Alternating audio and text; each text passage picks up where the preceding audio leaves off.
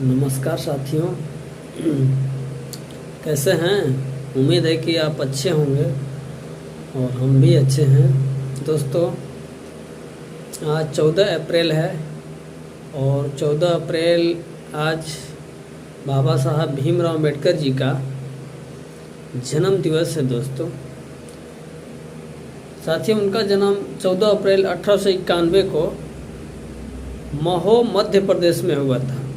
साथियों, उनका प्रारंभिक शिक्षा सतारा में हुआ था। दोस्तों, उनके पिताजी ब्रिटिश फौज में सूबेदार के पद पर थे। साथियों, उनका प्रारंभिक शिक्षा सतारा में हुआ। उसके बाद पिताजी का ट्रांसफ़र हो गया और मुंबई चले गए और मुंबई से उन्होंने एल्फिंस्टन कॉलेज से ग्रेजुएशन तक की पढ़ाई की और वे आगे पढ़ने के लिए दोस्तों दिल्ली चले गए और दिल्ली से फिर वो कोलंबिया यूनिवर्सिटी में दोस्तों उन्होंने इकोनॉमिक्स में पीएचडी किया। उसके बाद लंदन स्कूल ऑफ इकोनॉमिक्स में भी उन्होंने पीएचडी किया और उसके बाद दोस्तों उनके बाद लॉ की पढ़ाई की। लॉ में भी उन्होंने पीएचडी किया।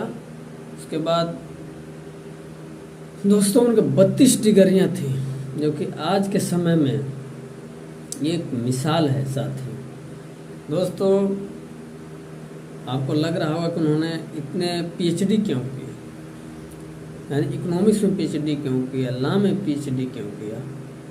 दोस्तों, वे एक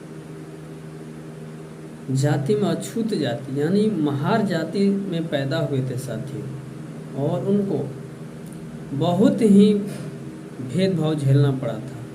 सामाजिक कुप्रथाएं को झेलना पड़ा था।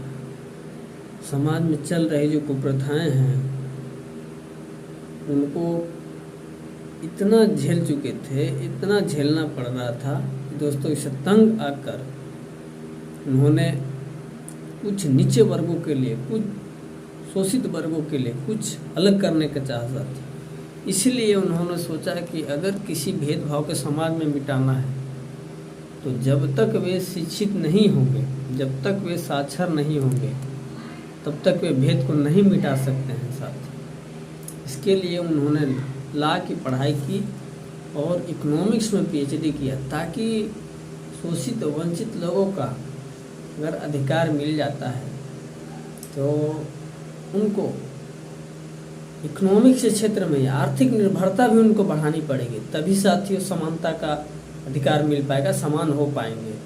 तो दोस्तों, अगर आर्थिक रूप से कमज़ोर होंगे तो ऊंची जाति, स्वर्ण जातियों द्वारा उनको दबाया ही जाएगा। इसलिए दोस्तों उन्होंने इकोनॉमिक्स में पीएचडी किया। दोस्तों, एक सवाल होगा साथियों, उन्होंने आरक्षण की मांग क्यों की?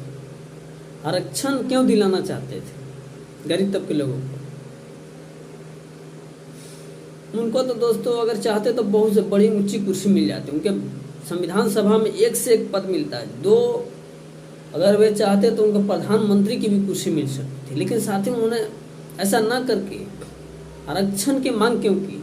उन्होंने बोला कि हम आरक्षण ही चाहिए। उसके चलते दोस्तों उनका विरोध भी झेलना पड़ा, कई नेताओं से मतभेद भी हो गया और दोस्तों कई बार ऐसी स्थिति आ गई कि उनको त्याग पत्र तक दे दिए कि अगर ये नहीं होता है, अगर आरक्षण नहीं मिलते हैं, मैं अपने पद से इस्तीफा देता हूँ। तो ऐसी तक नौबत आ गई थी साथी। जो दोस्तों हम बता दें कि उन्हें एक समाज में उनको बैठने के लिए कुर्सी तक नहीं दी जाती थी साथियों। इतना विद्वान होने के बावजूद, इतना 32 डिग्री लेने के बावजूद, इतने पढ़े लिखे सभी महापुरुषों में इतना ज्ञानी होने के बावजूद भी उनको समान कुर्सी नहीं दिया जाता था बैठने के लिए। उनको जिस गिलास में लोग पानी पीते हैं साथियों, उनको पानी भी वहाँ तक नहीं दिया जाता था उस गिलास में।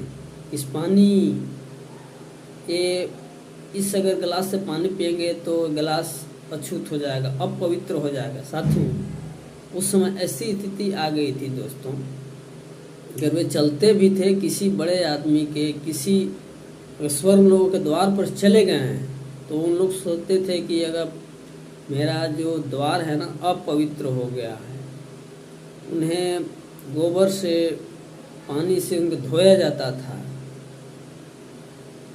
इसलिए साथियों उन्होंने सोचा अगर हम तो चले जाएंगे, लेकिन मेरे जो पिछड़े वाले हैं, मेरे पीछे पीछे जो हमारे कास्ट जो धर्म के जो लोग हैं, अगर हमको इतना यातनाएं झेलना पड़ रहा है तो उन लोगों को कितना यातनाएं झेलनी पड़ेगी। इसीलिए साथियों उन्होंने आरक्षण, संविधान सभा में आरक्षण बना दिया, अनुच्छेद आर्टिकल बनाया साथियों संविधान सभा में, और उन्हें संविधान की नींव रखी ताकि शोषित, वंचित, पिछड़े, दबे कुचले लोगों को उनको समान अधिकार मिल सके, समान हक मिल सके, समानता का अधिकार मिल सके, समान बोलने का अधिकार मिल सके। साथी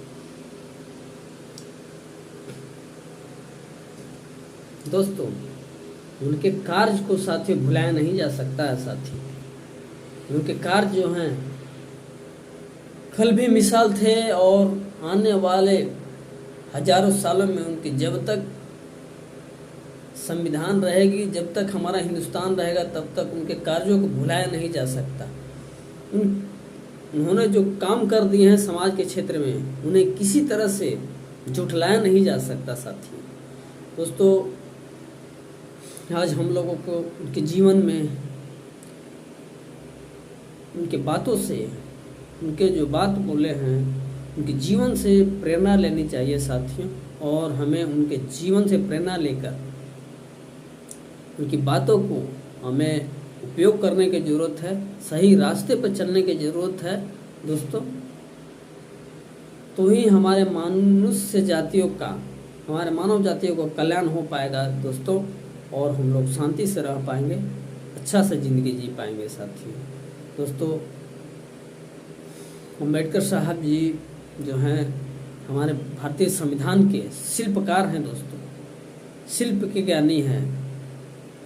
उन्होंने अंधकार को मिटाने के लिए विज्ञान पढ़ा था साथियों, ताकि हम, विज्ञान का अर्थ होता है विश्व का ज्ञान। अगर हमारे विश्व का ज्ञान आ गया, विज्ञान में विश्व का ही ज्ञान होता है, ताकि लोग जो भारत से बाहर क्या चल रहा है, कैसी ज्ञान है, वो सब विज्ञान के माध्यम से सब कोई लोग जान पावे, और हमारे जो चल रही कुप्रथाएं उनको आसानी से मिट जाए।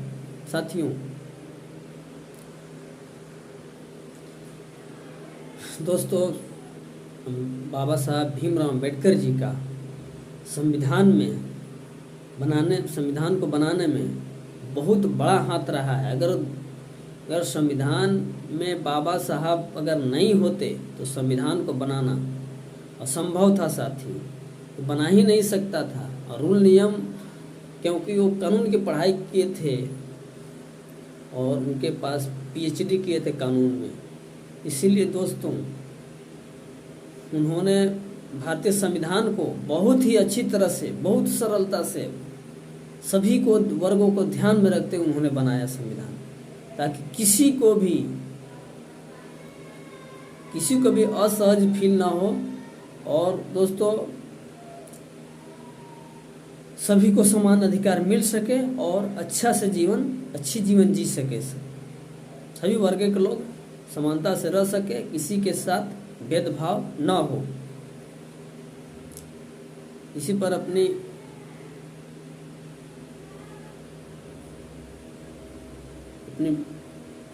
बात को समाप्त करता हूँ साथियों।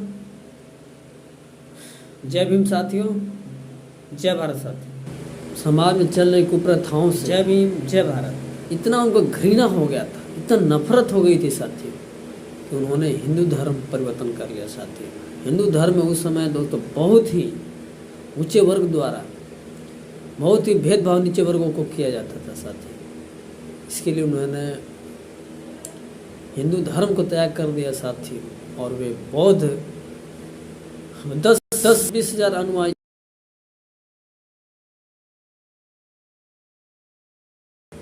क्योंकि बौद्ध धर्म में दोस्तों समानता का अधिकार था, चाहे कोई भी क्लास का, कोई भी वर्ग का हो, में समान अधिकार दिया जाता था साथियों। इसके लिए साथियों उन्होंने बौद्ध धर्म को स्वीकार कर लिया और दोस्तों हिंदू धर्म को उन्होंने त्याग दिया साथियों। और वे आज भी उनके जो अम्बेडकरवादी से जुड़े हैं दोस्तों, आज भी बौद्ध धर्म में हैं और बौद्ध धर्म को ही मानते हैं साथियों। इसी पर अपनी वाणी को समाप्त करता हूँ साथियों।